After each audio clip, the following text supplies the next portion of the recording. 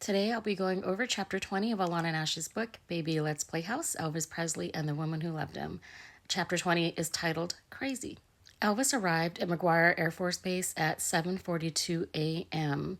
He had taken barbiturates in order to calm his nerves for the flight because he was still afraid of flying. It was dark, but the multitude of flashbulbs kept him illuminated as he waved and smiled for the cameras. He was lean, weighing in at 170 pounds, and looked magnificent. The Army held a press conference, and in attendance were the RCA executives, Elvis's music publisher, Gene Aberbach, and Nancy Sinatra. Nancy gave him 2 lace-fronted shirts that were a gift from her father, Frank Sinatra. The publicity stunt promoted Elvis's upcoming TV special with Frank called Frank Sinatra's Welcome Home Party for Elvis Presley, and it would showcase a polished adult version of Elvis. The show was brought together through Parker's savvy maneuvering and his powerful industry connections. Nash writes, as far as the Colonel was concerned, rock and roll was dead, just like Buddy Holly, the Big Bopper, Ritchie Valens, and the careers of Jerry Lee Lewis, who had married his underage cousin, and Little Richard, who had gone into the seminary. It was time for Elvis to move on to the next phase of his life as an all-American hero. That's what the military years had been all about. Reporters asked Elvis all the usual questions: Army life, career status, and eventually his relationship status. One reporter said, there's a rumor floating around, Elvis, that you plan to get married soon. Is that true?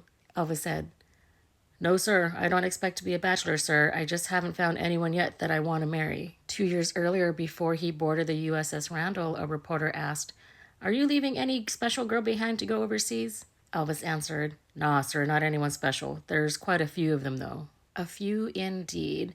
Elvis boarded a train 2 days later to head home to Memphis, where 2 girls were waiting for him, Anita and Elizabeth Stefaniak. And he had Priscilla in Germany, who was distraught over his departure, and Captain Beaulieu didn't know what to do. Priscilla said years later, it was a very difficult parting. He saw how I responded to it. I really went into deep depression. I locked myself in my room. I wanted to be in dark places. I didn't want to go to school. I skipped school.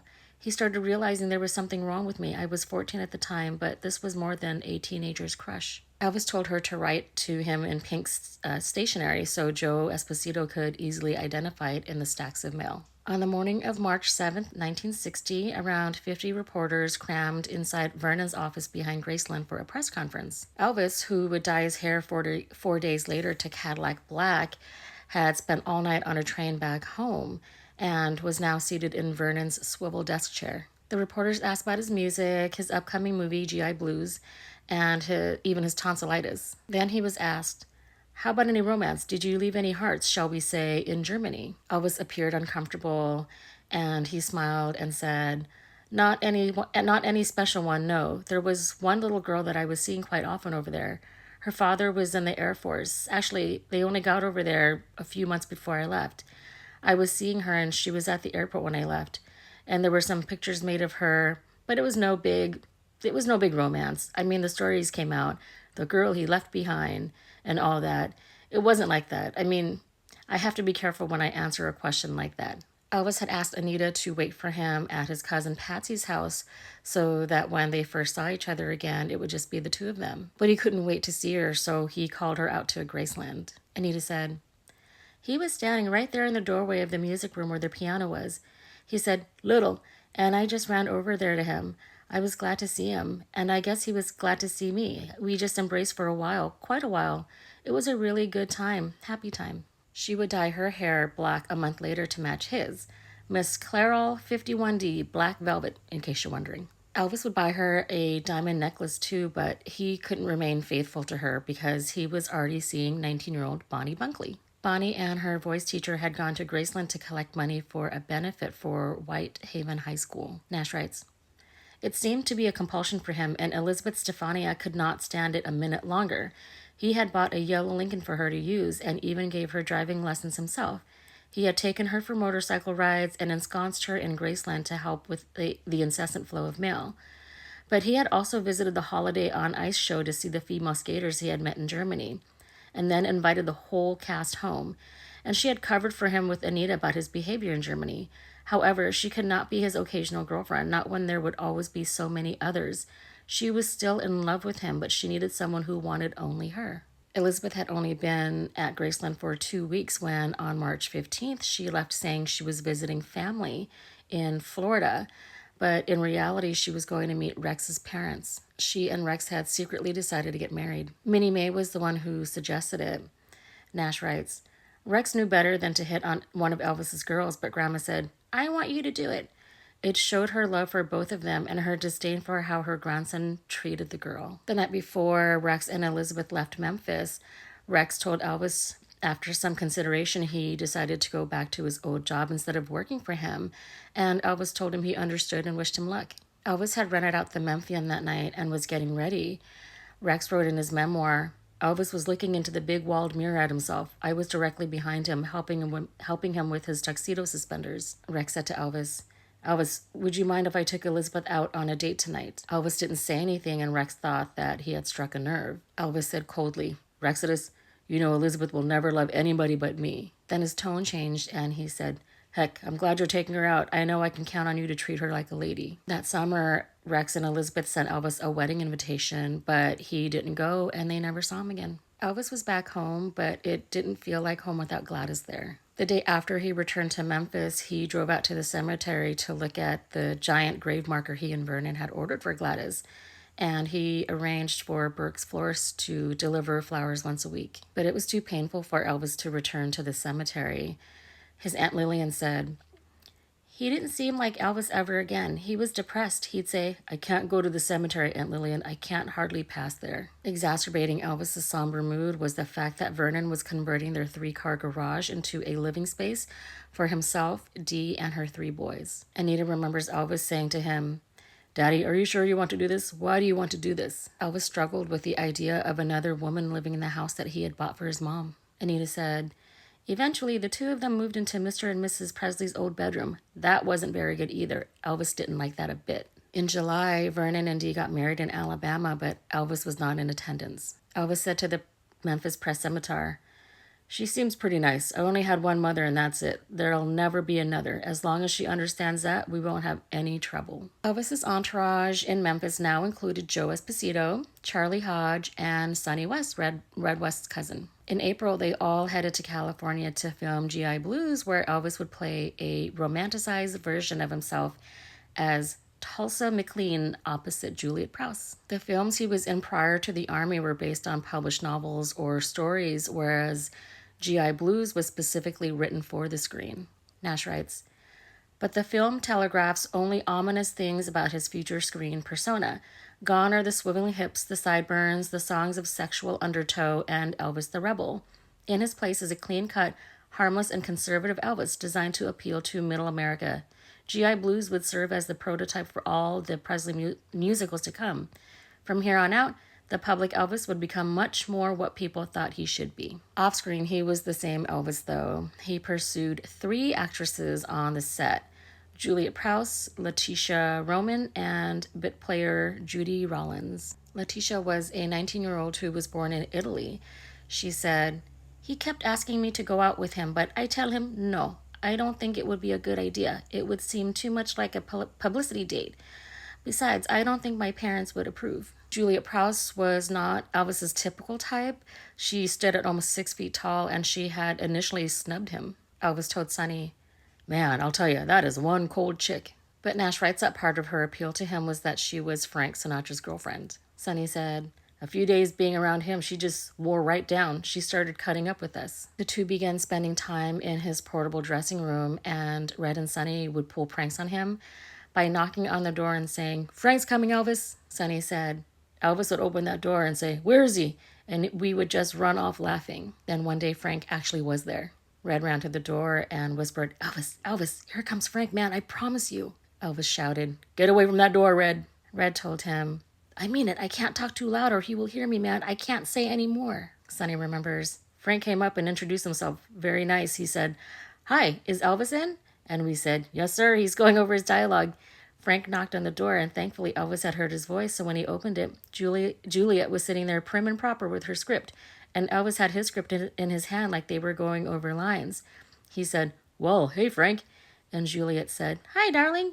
Everything was fine, and she left and went to lunch with him. Afterward, Elvis said, you sons of guns, you almost cost me there. Elvis and Juliet would have a few dressing room encounters before Elvis stopped seeing her because he was uncomfortable with how smart and sophisticated she was. Around this time, per Byron Raphael, is when Elvis had an encounter with Marilyn Monroe. Funnily enough, it was Lamar that met her at a party first, and the two had a chat. Nash writes, then, in the early summer of 1960, the two most explosive and legendary sex symbols of their era sized each other up in the street in front of a soundstage at 20th Century Fox and came away unnerved, if not befuddled. Marilyn, who was reeling both from her fractious marriage to celebrated playwright Arthur Miller and from her affair with actor-singer Yves Montand, was co-starring with the latter in Let's Make Love, then in production at Fox. Elvis was due to start principal photography on the period western Flaming Star there in August, and 2 months earlier reported to the studio for wardrobe. Elvis was with Cliff and Byron and Gene, who was now aspiring to be an actor under the name El Gino Stone, when the guys began hounding him. Gene told him, man, you got to meet Marilyn Monroe. Elvis, you've got to ask Marilyn out. Elvis felt Marilyn was in a league of her own and said, no, she won't talk to me. Cliff said, Elvis, man, you're a star. You've got to take the bull by the horns. It's Marilyn Monroe. You've got to be forceful. The guys wore Elvis down, and the four of them rode bicycles down to Marilyn's soundstage. She was just walking out of the soundstage 23, dressed in a robe, her hair a mess, and looking very sad. Elvis approached her and said, hello, my name is Elvis Presley. How are you, Miss Monroe? Byron wrote in Playboy. Marilyn smiled in a way that said she liked the way Elvis filled out his Oxford trousers. But then her face fell as she took in his companions. Gene, the most pathetic yokel who ever hit Hollywood, and the always embarrassing Cliff, a smooth operator who was so oily he practically left stains when he walked. Monroe, forever insecure, had been searching for class in her choices of husband Miller and lover Montand, and the sight of Elvis's barely civilized friends launched an unmistakable look of fear and disgust. Marilyn's famous suitor, oblivious to her reaction, began his roundabout way of asking for a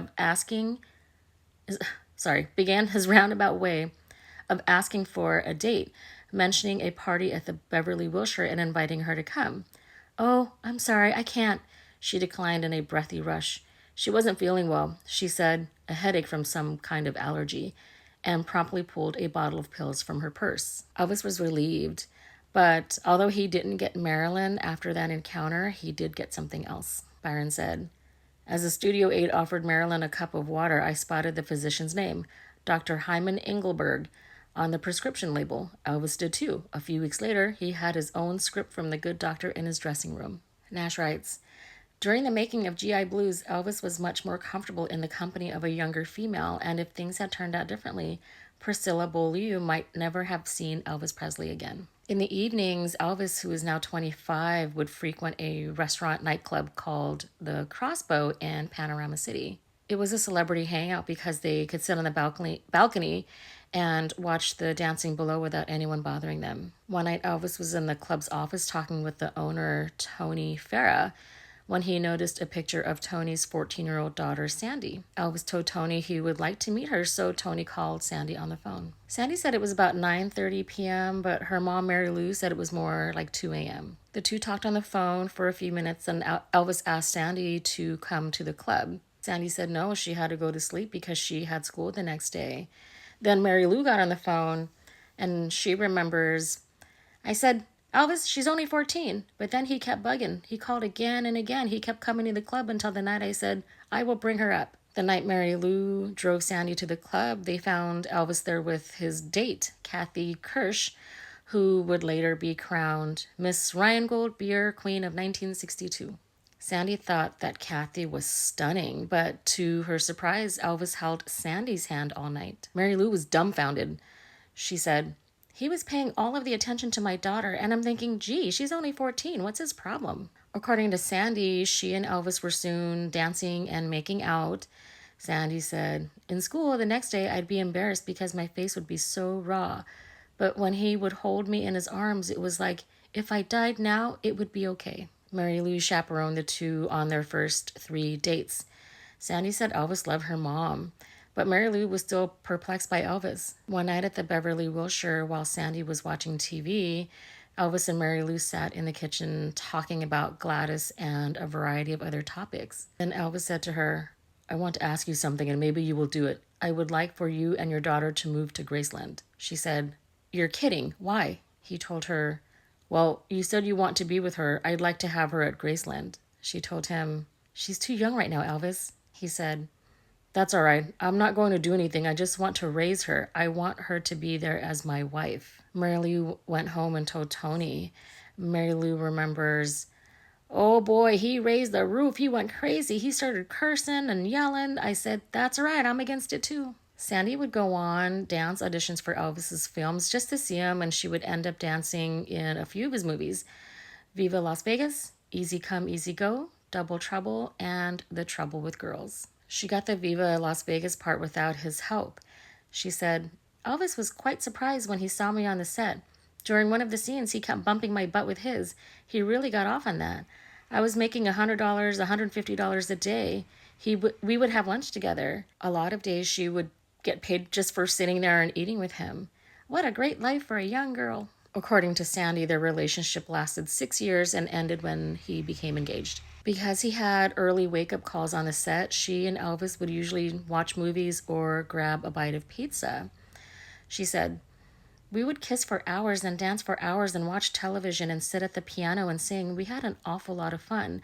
There were no expectations on either of our parts. Elvis still had rules, though. He sent her home one night for wearing a pantsuit, saying, Don't ever wear pants again.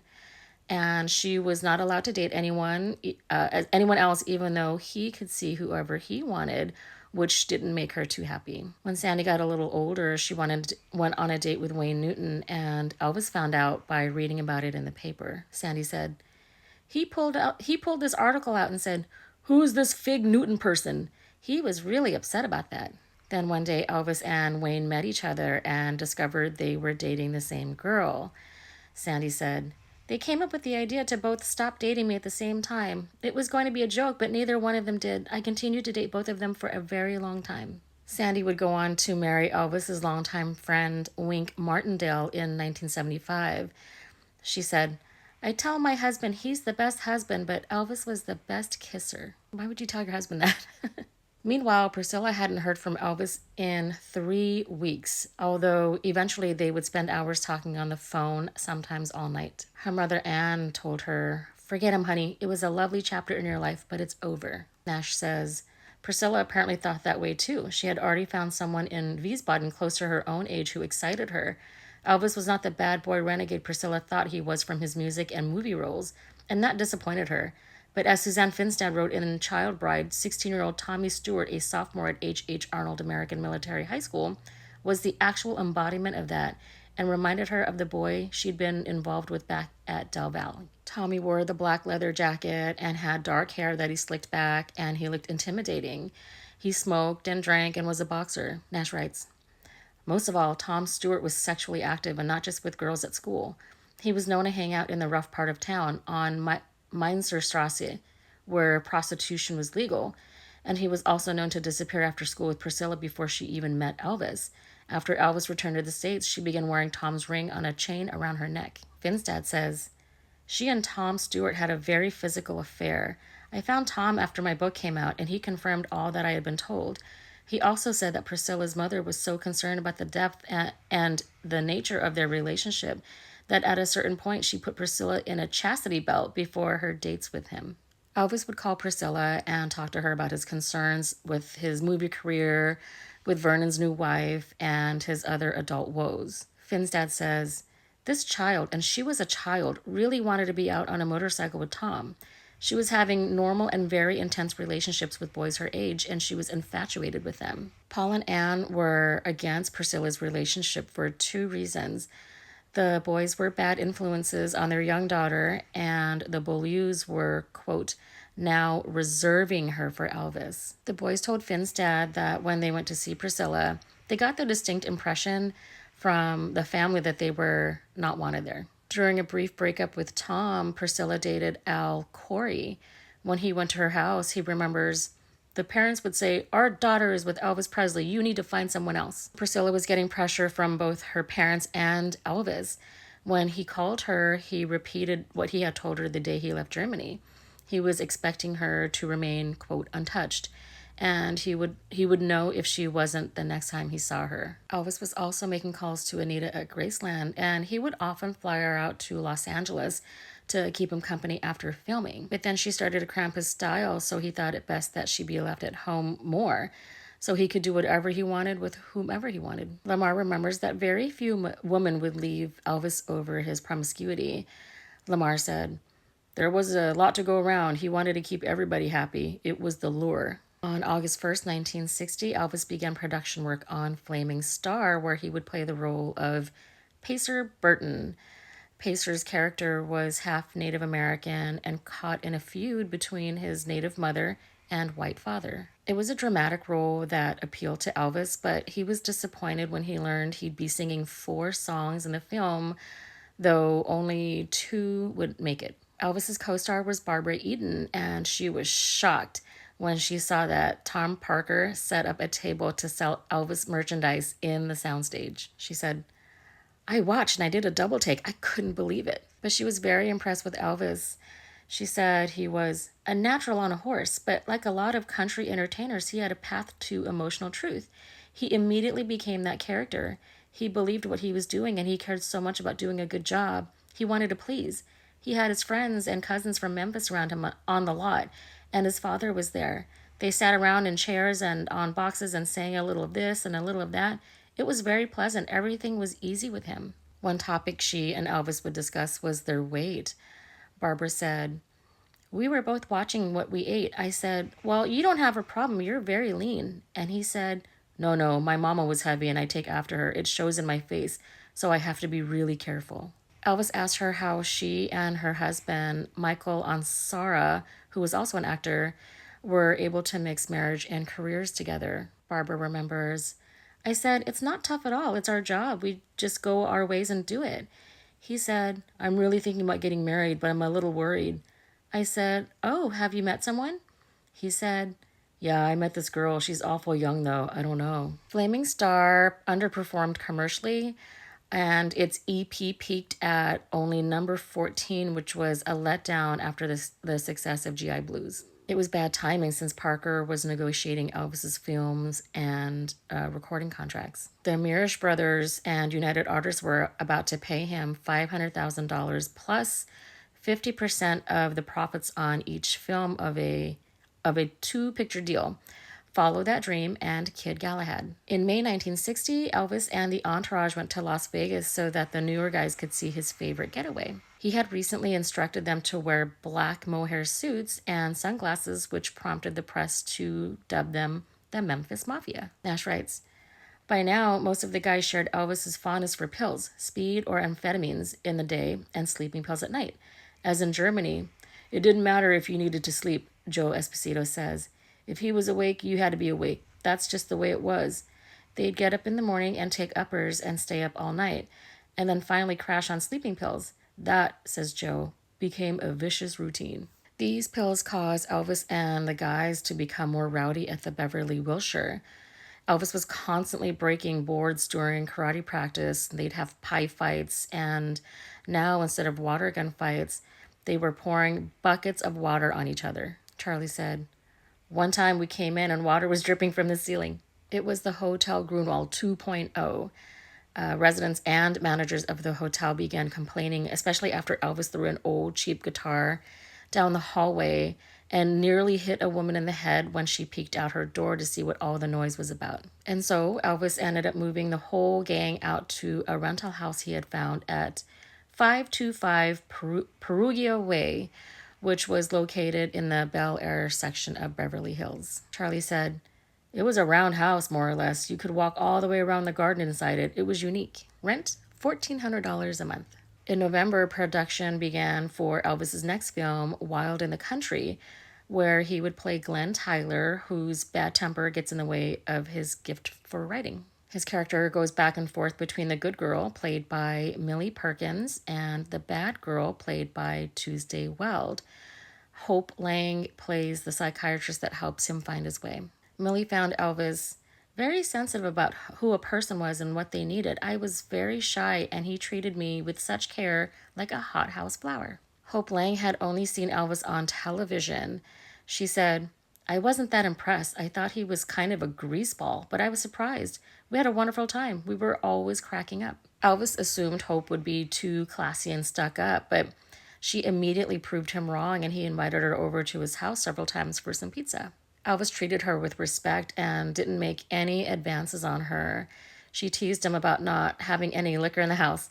So thereafter, he stocked the bar at his home, as well as when they were shooting on location in Napa Valley. And she introduced him to screwdrivers. Elvis ended up developing a boil on his rear end that was painful. Alan said, it hurt so much he couldn't sit down. He had to just kind of lean on his hip or lay in a chair. The studio sent a doctor to the motel room to lance it. Hope walked in and saw Elvis lying in bed, and she asked, what's the problem? Elvis, trying to hide his embarrassment, said, I got a boil on my ass. Hope teasingly said, let me see it. And then she yanked the sheets back, and Alan and Jean and Joe burst out laughing. Every few days, Hope would whisper to Elvis, how's your ass? Nash writes, on location, Elvis secluded himself with blonde wardrobe girl Nancy Sharp, whom he'd met on Flaming Star, but the Ivy Leaguer was a little too proper for him. He was more interested in Tuesday Weld, who looked a bit like a blonde Priscilla. Although known for her precocious sex kitten roles, Tuesday was as brilliant as she was volatile. At her father's early death, she became a child model and the family breadwinner, but it proved to be too much. At 9, she had a nervous breakdown, and she began drinking heavily at 10. 2 years later, she tried to commit suicide after falling in love with a homosexual. She was 17 at the time. She filmed Wild in the Country.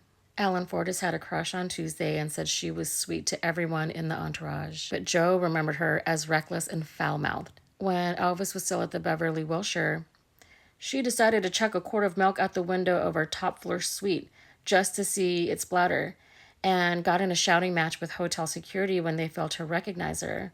Tuesday also liked to throw things at people from Elvis's moving car. Elvis and Tuesday had a hot romance, and she called him dynamite, real dynamite. Tuesday's friend, Kevin Eggers, said she thought Elvis was very emotionally immature. He lost his temper and physically came at her one day, and she just looked back at him and said, you make that mistake of touching me and I'll put you in the hospital. She had a great funny line about him. She said, you know, Elvis looked better with his clothes on. But the simple fact was that one was a bright, talented young woman and one was a bright, highly talented boy man. He was never comfortable with a woman. He didn't have lovers. He had playmates. Once Elvis realized the girl had a mind of her own, it was over. Tuesday had the nerve to talk back. Joan Crawford's adopted daughter, Christina, had a small role in the movie. One night, Joe brought her to the house, and they were sitting around.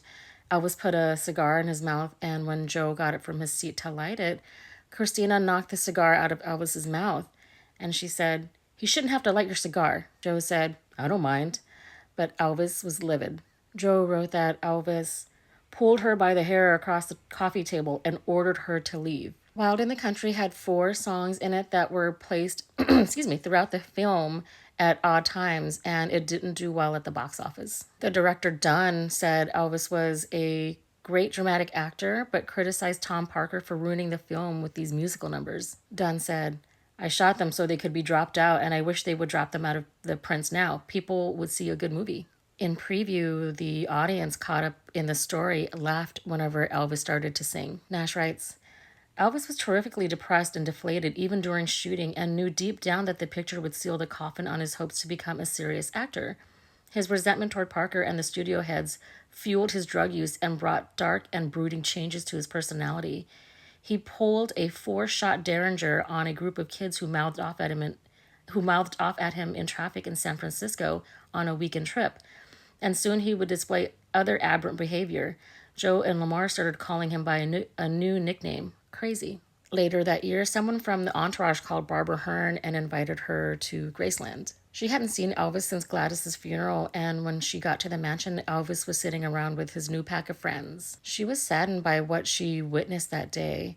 She said, whatever he would say, everybody would agree with him. They started to discuss Elvis's next film, Blue Hawaii, which was going to be choreographed by the husband of singer Patti Page. Barbara remembers, Elvis said, Patti Page is the best female singer. And everybody said, yes, she was the best female singer.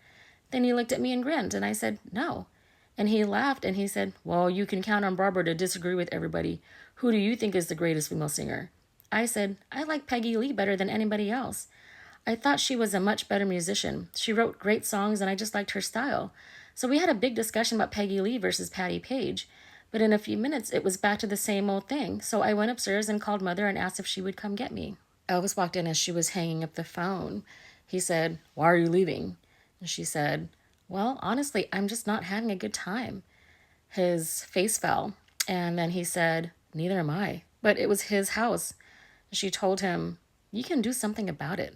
She remembers, we talked until Mother came, and she was very touched because he just hugged her and kissed her on the cheek. Later, she said, I think he knew that was the last time we would ever see each other. And I said, I think he did too. Nash writes, it would be another 16 years before Barbara would see him, and then only on stage. When she left Graceland that day, she cordoned off a part of her life. In the fall of 1960, 7 years since he'd moved out of the housing projects, Elvis bought himself a black Rolls-Royce Silver Cloud 2. 17-year-old Patty Perry and her friend were driving down Santa Monica Boulevard one night on the way to a fraternity party when she spotted the car. This would lead to a life-changing moment for her. Patty said to her friend, let's go see who's in that Rolls-Royce. At a red light, she pulled up next to the Rolls-Royce in her beat-up Buick. Nash writes, Patty, who was going to beauty school, had been born in the Stamford Hill section of London, England, but she'd been in the States since she was 10, and she knew the drill in L.A. Patty said, it's Elvis Presley. Pretend we don't know who he is. Elvis rolled down his window and said, hey, girls, hi. Patty said, you look familiar. Do I know you from somewhere? Elvis laughed and said, pull over. Nash writes, he knew she knew who he was, and he liked being noticed, liked the looks on people's faces when they saw him out in public. They stood around chatting for a bit, and he told her he was on his way to Radio Recorders to do the title track for Flaming Star. Then he invited her to his house after. Patty was sassy and witty, and he liked it. After he gave her the tour of his bedroom, she told him, I'm a nice little Jewish girl. And from then on, he treated her like a little sister, and he would call her Patricia. Patty said, I got on well with all the guys, so they just adopted me, and from that time on, that was it. I was around until he died. Amazing, isn't it? Nash writes that Patty would become the only female member of the Memphis Mafia. Patty said, he didn't have a mom or a sister, and I told him the truth. He needed someone to commiserate with him. I became his Jewish mother. Elvis would talk baby talk with her, and she would nurture him by doing things like cutting his toenails, doing his hair, rubbing his back, and giving him a shoulder to cry on. She never went on the payroll, though, because she had her hairdressing work 4 days a week in Beverly Hills, and I couldn't give up my complete life to work for him. She did travel with him part of the week and would go to the house every day after work to eat dinner with everyone, and she would stay until about 1 a.m. When she would tell Elvis she was going home, he would tell her, don't go home, don't go home.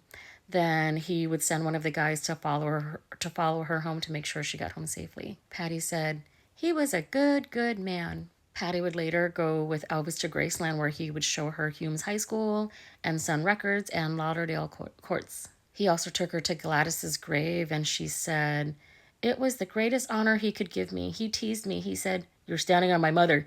He had a very, very funny sense of humor. She enjoyed all the Southern food he ate and loved the gospel music they would sing together.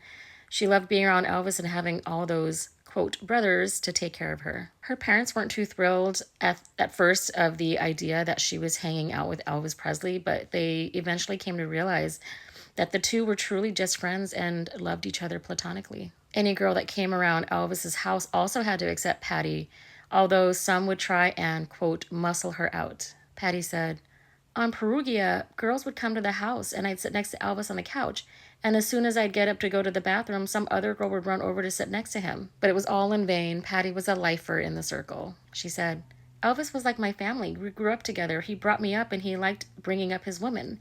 He adopted me and protected me and wouldn't let anybody hit on me. Even when I was in my 30s, Elvis used to say, Patty's family, she doesn't fool around. I'd say, hey, I can fool around. On February 4th, 1961, Elvis's cousin, Junior Smith, passed away. Nash writes, Elvis kept him going by adding him to the entourage like his brother Gene. But then when Elvis went away to the army, Junior just stayed drunk trying to wash away his flashbacks of shooting civilians in Korea with a Browning automatic rifle. He'd get that stare, uh-oh, everybody would say. He's remembering stuff again.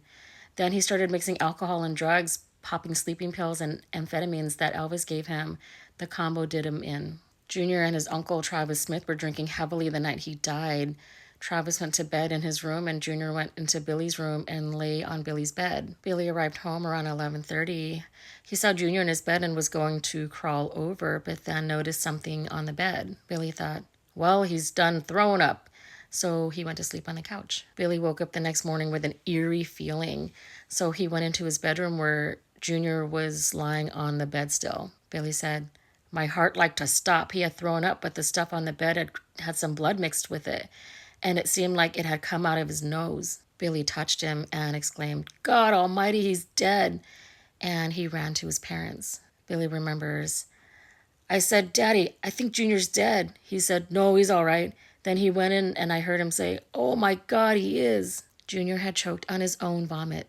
Travis called Elvis, who showed up soon after with Anita. She said, we were there first, a terrible sight, but that was just the first tragedy that happened in that family. Nash writes, quote, within the next few years, there would be more, some macabre. Billy's brother, Bobby, who had gotten a Section 8 in the National Guard for swallowing safety pins and puncturing his intestines, would be unable to handle Elvis's fame and take rat poison and die. And Junior and Jean's brother, Robert, who worked for a chrome plating company, fell up to his waist in a vat of hot liquid chrome. It cooked him. Elvis was distraught over Junior's death, and he felt he should have done more for his cousin. But he was also relieved for Junior because he wasn't suffering anymore. Eddie Fadal said he just kept saying, it's all over, Junior. It's all over. Joe said, it affected Elvis. He started to stay away from booze. Pills were one thing because the doctors approved them, but drinking had killed his mother and now Junior and other relatives on the Smith side. Junior's passing brought out a fascination with death and dead bodies. He wanted to learn more. Elvis and Billy visited the Memphis funeral home one night while Junior's body was being embalmed. Billy said, we went up about 3 or 4 a.m. The door was locked, but a guy led us in the back way.